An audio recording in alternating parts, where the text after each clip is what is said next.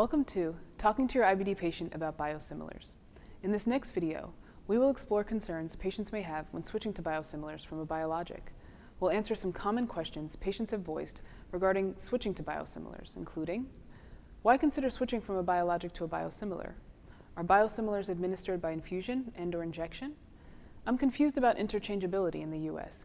Does this mean that once one starts infliximab, they can move to a biosimilar? Will insurance companies have the authority to switch a patient to a biosimilar, like what happens with generics? Will the pharmacist need to let you know if my insurance company switches me to a biosimilar when my prescription is being filled? Let's review how to best address these concerns that your patients with IBD may have. I would like to switch you from infliximab to infliximab DYYB to treat your inflammatory bowel disease.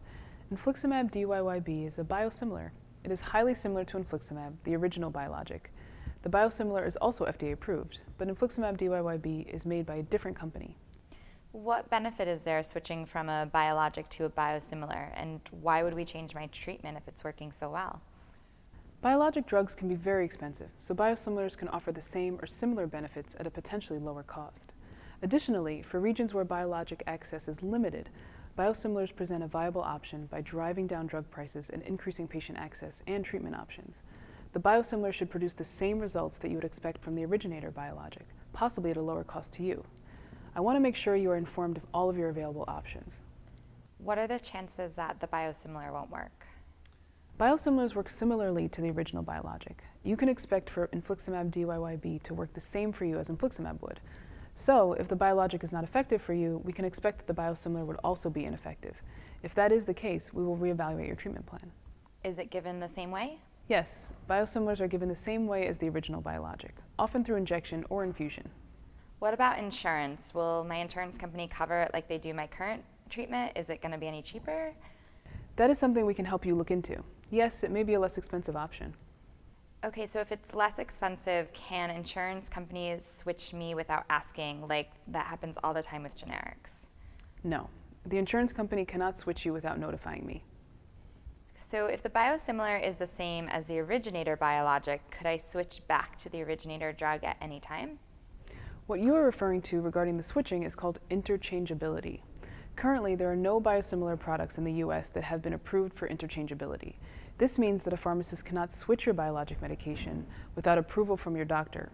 In the future, the FDA could approve certain biosimilar drugs for interchangeability, meaning that your doctor would not need to be notified. However, as your physician, I would be able to discuss this with you before any new policies become effective. I hope that answers your question. Do you have any other questions? Not right now. Okay. Would you like me to write the prescription for the originator or the biosimilar? I'll try the biosimilar. Okay. Before I let you go, let's take a moment to go over any potential side effects.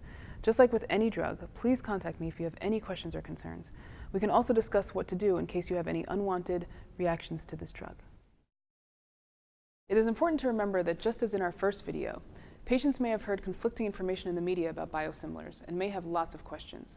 Patients who are switched to biosimilars may be concerned that their conditions won't be managed as effectively as with their original therapy or that they will experience different side effects.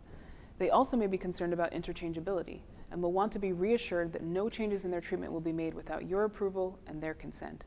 It is necessary to take the time to clear up any myths about biosimilars and address these concerns before changing the course of treatment.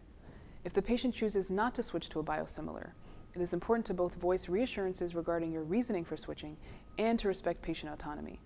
If your patient still chooses not to pursue biosimilars, recommend a different treatment plan.